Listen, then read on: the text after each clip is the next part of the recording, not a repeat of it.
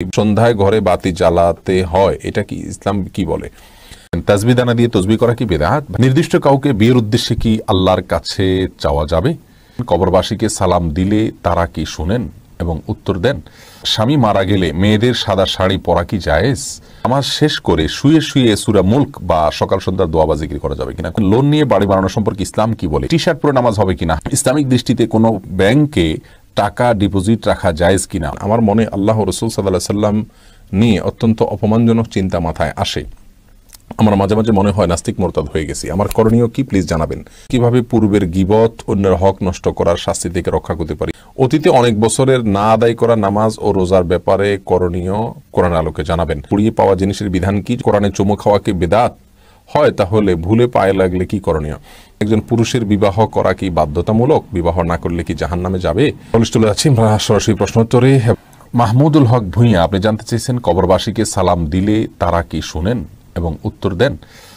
মাহমুদুল হক ভূঁইয়া, আপনার প্রশ্ন উত্তরে বলবো কবরবাসীকে সালাম দিবেন আপনি, তবে কবরবাসীরা আমাদের কথা শুনতে পান কি না এ বিষয় নিয়ে ওলামাদের মতপার্থক্য রয়েছে। অনেক ওলামা বলেন যে শুনতে পান না, তাদের দলিল হলো আল্লাহ সুবহানাহু ওয়া তাআলা কোরআনে কারীমে বলেছেন, ওমা আনতা বিমুসমিইন মান ফিল কুবুর, যারা কবরবাসী তাদেরকে আপনি শোনাতে পারবেন না, অর্থাৎ তাদেরকে শোনানোর ক্ষমতা আপনার নাই।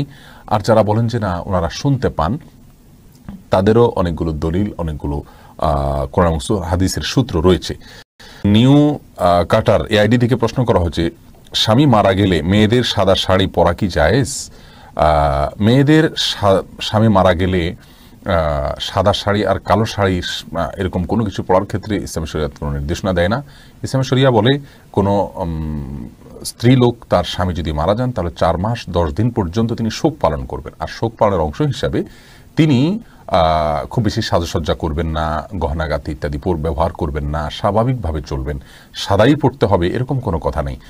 সচরাচর তিনি বেড়াতে গেলে বা কোনো অনুষ্ঠানে গেলে, কোনো মেহমান অতিথি আসলে তখন যে পোশাকগুলো পরেন এরকম কোনো পোশাক পরবেন না। বাস এটাই হলো সবচাইতে গুরুত্বপূর্ণ বিষয়। কিন্তু এর বাইরে তাকে বিশেষ কোনো কালারের কাপড় পরতে হবে, সাদা পরতে হবে এমন কোনো বাধ্যবাধকতা ইসলামী শরীয়তে নাই। মঞ্জুরা পারভিন, আপনি প্রশ্ন করেছেন রুকু থেকে সোজা হয়ে দাঁড়িয়ে রব্বানা লাকাল হামদ বলবো নাকি রব্বানা ওয়ালাকাল হামদ বলবো? দুইটাই বিশুদ্ধ হাদিস দ্বারা প্রমাণিত, বরং কোনো কোনো বর্ণায় আল্লাহুম্মা রব্বানা লাকাল হামদ, আল্লাহুম্মা রব্বানা ওয়ালাকাল হামদ এরকমও আছে, যার কারণে আপনি যে কোনোটা পড়েন তাতে আপনার সালাত আদায় হয়ে যাবে, সুন্নাহ আদায় হয়ে যাবে, যেহেতু সবগুলোই হাদিস দ্বারা প্রমাণিত। আর কাসরাতুল মাবানি তাদুল্লু আলা কাসরাতুল মাআনি, এই মূলনীতির আলোকে আপনি রব্বানা ওয়ালাকাল হামদ যদি পড়েন অথবা আল্লাহুম্মা রব্বানা ওয়ালাকাল হামদ যদি পড়েন তাহলে সেটা বেশি ভালো। মোহাম্মদ আখতার নীরা, আপনি জানতে চেয়েছেন নির্দিষ্ট কাউকে বিয়ের উদ্দেশ্যে কি আল্লাহর কাছে চাওয়া যাবে? বোন মাহমুদ আখতার নীরা, নির্দিষ্ট কাউকে বিয়ে করা এটা আল্লাহর কাছে চাওয়া যেতেই পারে। আল্লাহ আমার অমুককে ভালো লাগে, আপনি তাকে আমার সঙ্গে বিয়ে দিন। তবে এই বিয়ের আগে অন্য কাউকে পছন্দ করে নির্দিষ্ট করে তাকে চাওয়া, এটা কোনো অর্থবহ চাওয়া নয়। এই দোয়াটা কোনো শুদ্ধ দোয়া নয়, নিষিদ্ধ নয় এতটুকু বলবো, কিন্তু খুব বেশি প্রশংসনীয় দোয়া নয়, ভালো দোয়া নয়। তার কারণ হলো আপনি যাকে চাচ্ছেন আপনি নির্দিষ্ট যদি করে নেন যে তাকে নিয়ে আপনি ঘর করবেন, তাহলে সেক্ষেত্রে তার ভালো হওয়া মন্দ হওয়ার দায় দায়িত্ব কিন্তু আপনার উপরে। আর যদি আপনি বিষয়টিকে আল্লাহর উপরে ন্যস্ত করে দেন যে আল্লাহ আপনি আমার জন্য ভালো জীবন সঙ্গী দেন, আমার জন্য এমন একজন সঙ্গী দেন যার মাধ্যমে আমার সুখ শান্তি হবে, আমার দিন ভালো যাবে, তাহলে সেক্ষেত্রে বিষয়টি আল্লাহর উপর আপনি ন্যস্ত করলেন, সেটা হবে সবচেয়ে উত্তম এবং ভালো। জান্নাত জাহান, আপনি জানতে চেয়েছেন নামাজ শেষ করে শুয়ে শুয়ে সূরা মুলক বা সকাল সন্ধ্যার দোয়া বা জিকির করা যাবে কিনা? করা যাবে বোন। আল্লাহ সুবহানাহু ওয়া তাআলা কোরআনে কারীমে স্পষ্ট করে বলেছেন, আল্লাযীনা ইয়াযকুরুনাল্লাহা কিয়ামান ওয়া কুউদান ওয়া আলা জুনুবিহিম, যারা দাঁড়িয়ে বসে শুয়ে সর্বাবস্থা আল্লাহ তাআলার জিকির করে স্মরণ করে। অতএব আল্লাহ তাআলার জিকির বা স্মরণ এগুলো যে কোনো অবস্থা আপনি করতে পারেন। আপনার মনে কোনো অবজ্ঞা থেকে তো আপনি আর করছেন না, অতএব এটি জায়েজ হবে ইনশাআল্লাহ বিইذنিল্লাহ। এমডি আশরাফুল ইসলাম জানতে চেয়েছেন টি শার্ট পরে নামাজ হবে কিনা? হ্যাঁ, নামাজ হয়ে যাবে, কিন্তু এরকম কোনো টি শার্ট পরে সালাত আদায় করা উচিত নয় যেটা সালাতের গাম্ভীর্যতার সাথে যায় না, অথবা আপনার এই টি শার্ট পরে আপনি কোথাও যান না ভালো কোথাও, এরকম যদি হয় তাহলে আপনার জন্য টি শার্ট পরে সালাত আদায় করা জায়েজ হবে না, অন্যথায় জায়েজ হবে। আল্লাহ তাআলা বলেছেন, ইয়া আইয়ুহাল্লাযীনা আমানু খুযু যিনাতাকুম ইনদা কুল্লি মাসজিদ, হে ঈমানদাররা প্রত্যেক সালাতের সময় সুন্দর পোশাক পরিধান করো।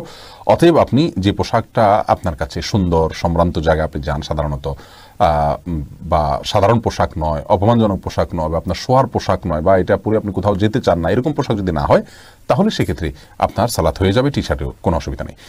হাসান মুন্না জানতে চেয়েছেন লোন নিয়ে বাড়ি বানানো সম্পর্কে ইসলাম কি বলে? বোন ভাই হাসান মুন্না, লোন নিয়ে বাড়ি তো আপনি বানাতে পারেনি, কোনো অসুবিধা নাই। তবে আজকাল হাউস লোন যেগুলো আছে সেগুলো বেশিরভাগ ক্ষেত্রেই সুদভিত্তিক। মনে রাখবেন, সুদের কোনো কারবার কোনো মুসলমান করতে পারে না। এটা জঘন্য হারাম ইসলামী শরিয়ার দৃষ্টিকোণ থেকে।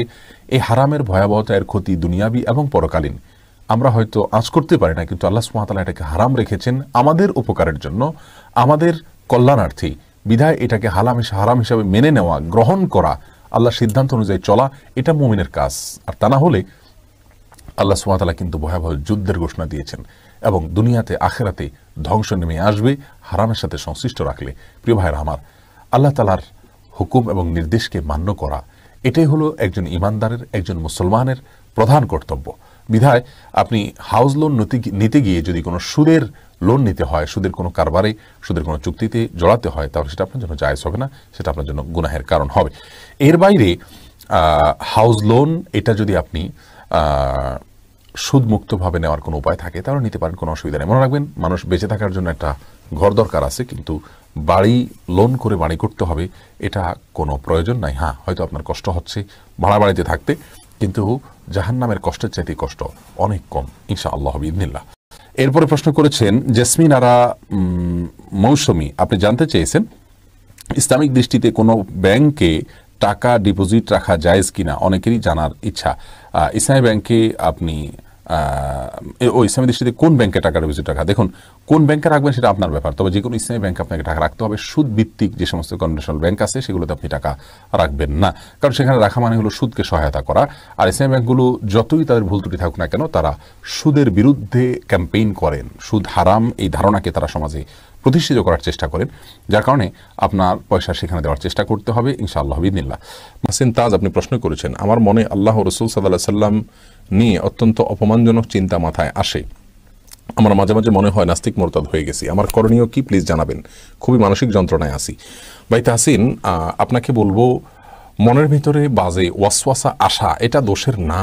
আপনি সেটাকে যদি নিজে কন্টিনিউ না করেন, সেটাকে যদি আপনি নিজে অ্যাকসেপ্ট না করেন, নিজে নিজে সেটাকে মনের ভিতরে সৃষ্টি না করেন, আপনার মনে জল্পনা কল্পনাটার উদ্রেক হয়েছে, এসেছে, তাহলে এটাকে হাজেস বা খাওয়াতের ইত্যাদি বলা হয়। এগুলোকে ইসলামী শরিয়া দোষণীয় বলে না, কারণ এটা আপনার সাধ্যের বাইরে, এটা আপনি ইচ্ছাকৃত করেন না। শয়তান এ ধরনের কুমন্ত্রণা মনের ভিতরে সৃষ্টি করে। আর এ ধরনের কুমন্ত্রণা থেকে বাঁচার জন্য আপনি সবসময় কোরআন এবং সুন্নাহকে নিয়ে ভাববেন, অবসর সময় কাটাবেন না। আর সেই সাথে আপনার এরকম কুমন্ত্রণা যখন আসবে, মনে রাখবেন বাম দিক থেকে শয়তান সাধারণত মানুষকে অ্যাটাক করে থাকে, তার মনের উপরে প্রভাব বিস্তার করে থাকে এবং এ ধরনের কুমন্ত্রণা দিয়ে থাকে। সেজন্য বাম দিকে 3 বার থুতু ফেলবেন, অত্যন্ত আপনার সামান্য পরিমাণের থুতু, যেটা দৃশ্যমানও হবে না। এবং সেই সাথে আমানতু বিল্লাহি ওয়া রাসূলিহি, আমানতু বিল্লাহি ওয়া রাসূলিহি, অর্থাৎ আমি আল্লাহ এবং তার রাসূলের প্রতি ঈমান আনয়ন করেছি, এই কথা বলবেন এবং 3 বার থুতু ফেলবেন। ইনশাআল্লাহ বিইذনিল্লাহ আল্লাহ তাআলা আপনার মনের ওয়াসওয়াসা দূর করে দিবেন। এর পাশাপাশি একটি দোয়া আপনি করবেন, আল্লাহুম্মা জাআল ওয়াসাওয়িসা কলবি খাশিয়াতাক। আবারও বলছি, আল্লাহুম্মা জাআল ওয়াসাওয়িসা কলবি খাশিয়াতাক। আল্লাহ আমার মনের কুমন্ত্রণা সমূহকে আপনার ভয় দিয়ে আপনি রূপান্তর করে দিন। এই দোয়াগুলো করবেন, আল্লাহ তাআলা আপনাকে হেফাজত করুন। প্রিয় ভাই আব্দুল কায়েস চৌধুরী জানতে চেয়েছেন কিভাবে পূর্বের গীবত, অন্যের হক নষ্ট করার শাস্তি থেকে রক্ষা করতে পারি। বেশি বেশি আমল করবেন, আল্লাহ তাআলার কাছে যত বেশি প্রিয় পাত্র হওয়ার চেষ্টা করবেন, যত বেশি তাকওয়ার চর্চা করবেন, যত বেশি গুনাহের মুক্ত থাকার চেষ্টা করবেন। অন্যের হকগুলো আল্লাহ সুবহানাহু ওয়া তাআলা আপনাকে কিয়ামতের দিন তার কাছ থেকে আপনার মাপ পাইয়ে দিবেন। আল্লাহ তাকে কন্ডিশন দিয়ে আপনার জন্য মাপ আদায় করে নেবে যদি আল্লাহকে আপনি সন্তুষ্ট করতে পারেন। বিধায় সেজন্য তওবা নাসুহা করে এখন আর নতুন করে সে গুনাহ না করে ভালো কাজের দিকে মনোনিবেশ করুন। আর যাদের গীবত করেছেন তাদের জন্য আল্লাহর কাছে ক্ষমা প্রার্থনা করুন। এমডি শফিক, আপনি জানতে চেয়েছেন তাসবিহ দানা দিয়ে তসবিহ করা কি বেদাত? ভাই শফিক, এটাকে আমরা বেদাত বলি না। অনেক উলামা ইকরাম বেদাত বলেন।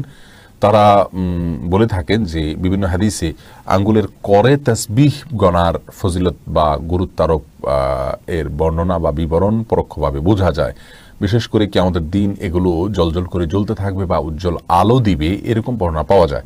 তো তাসবিহ দানা তো এই হাদিসকে অ্যাভয়েড করাই হয়, বিধায় এটাকে অনেকে বিদআত বলে থাকেন।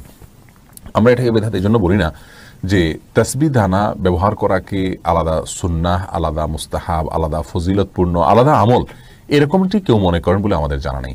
যেহেতু এরকমটি কেউ মনে করেন না, তাহলে তাসবিহ দানা ব্যবহার করাকে আমরা বিদআত বলতে পারি না, বরং তাসবিহ দানা বিদআত ব্যবহার করা এটা ওই ব্যক্তির জন্য বিধেয় যে ব্যক্তি 100 বার বা বেশি সংখ্যক তাসবির যে সংখ্যাগুলো সেগুলো আঙ্গুল করে গুনে তিনি মনে রাখতে পারেন না, এরকম যদি হয় তাহলে সেক্ষেত্রে তার জন্য এটা বিধেয়।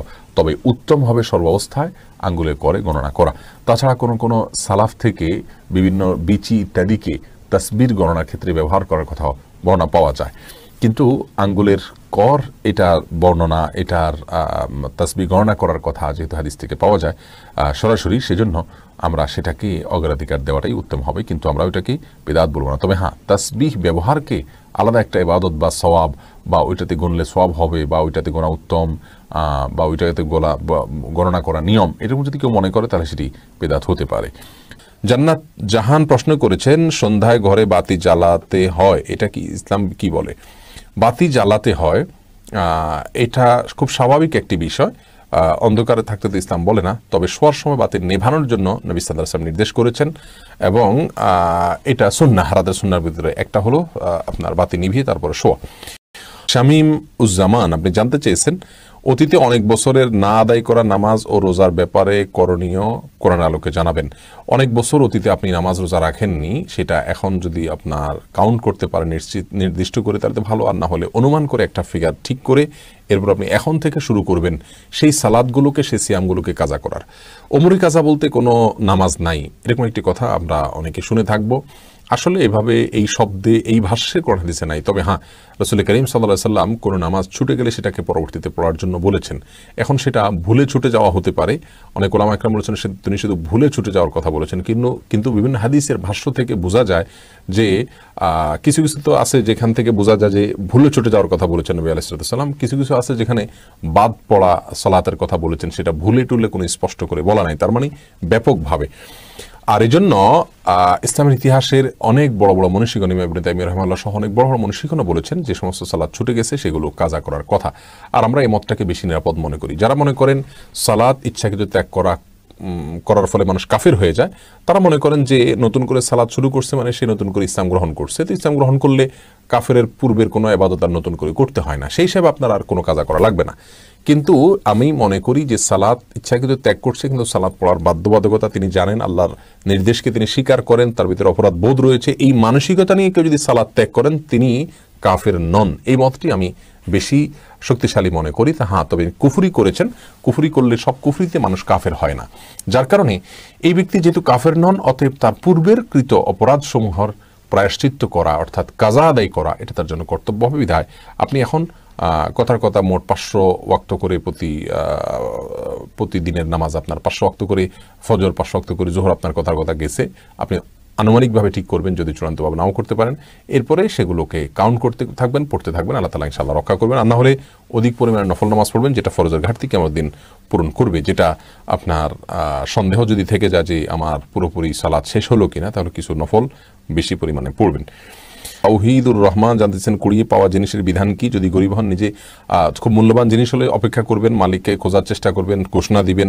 কোনোভাবে যদি খুঁজে না পাওয়া যায় তাহলে সেক্ষেত্রে দীর্ঘদিন পর্যন্ত খুঁজছেন কিন্তু মালিক পাওয়া যাচ্ছে না, আর পাওয়ার আশাও নেই, তাহলে নিজে গরিব হলে নিজে ভোগ করতে পারবেন, আর হলে অন্য কোনো কাউ দিতে পারবেন। আর যদি সাধারণ কিছু হয় যেটা মানুষ খুঁজে বেড়ায় না, একটা ম্যাচের শলাকা, 1 টাকার কয়েন, এইটা কেউ খুঁজতে যাবে না, এরকম হলে এটা নিজে ভোগ করতে পারবে, এটা হাদিস থেকে এটা বোঝা যায়। আর নিজে ভোগ করতে না চাইলে কোনো গরিব মানুষকে তার পক্ষ থেকে দান করে দিবেন। মেহেদী হাসান সরকার জানতে চেয়েছেন, কোরআনে চুমু খাওয়া কি বিদআত হয়? তাহলে ভুলে পায়ে লাগলে কি করণীয়? কোরআনে চুমু খাওয়াকে বিদআত বলেছে কি আপনাকে? তবে হ্যাঁ, কোরআনে কারীমকে আপনার রাখার সময় চুমু খেয়ে তারপর রাখতে হয়, অথবা নেওয়ার সময় নিয়ে চুমু খেয়ে তারপরে তেলাওয়াত শুরু করতে হয়। এটা যদি কেউ বাধ্যবাধকতার সাথে দেখে অথবা সিস্টেম বানিয়ে নেয় তাহলে এটা বিদআত হবে। আর যদি মহব্বত থেকে মাঝে মধ্যে, হঠাৎ নিয়মিত না, মাঝে মধ্যে কোরআনে কারীমের প্রতি ভালোবাসা, আল্লাহর প্রতি ভালোবাসা থেকে যদি কোরআনকে চুমু খায় তাহলে সেটা বিদআত হবে না ইনশাআল্লাহ বিইذنিল্লাহ। কারণ এটা আমাদের সমাজের একটা সংস্কৃতি, আমাদের সমাজের একটা কালচার যে আমরা ভালোবাসা প্রকাশের জন্য চুমু খেয়ে থাকি। অতএব তারই প্রকাশের অংশ হিসাবে যদি চুমু খায় মাঝে মধ্যে তাতে অসুবিধা নেই, তবে এটি সুন্নাহ, মুস্তাহাব বা কোরআন হাদিসের কোনো নির্দেশ না, সেই ধারণা পরিষ্কার থাকতে হবে। সাইফুল ইসলাম ভাই জানতে চেয়েছেন, একজন পুরুষের বিবাহ করা কি বাধ্যতামূলক? বিবাহ না করলে কি জাহান্নামে যাবে? না, বিবাহ করা ফরজ না সাধারণ অবস্থাতে। সাধারণ সুপ্রিয় দর্শক শ্রোতা, যদি বিয়ে না করলে তিনি গুনাহে লিপ্ত হতে পারে সঙ্গে আশঙ্কা থাকে, আর বিয়ে করার সামর্থ্য তার থাকে, তাহলে সেই অবস্থায় সমাধানে যোগ দিয়েছেন আপনাদের সকলকে না হলে তিনি গুনাহগার হবেন, কারণ বিয়ে না করলে তিনি গুনাহে লিপ্ত হয়ে যাচ্ছেন। মোবারক।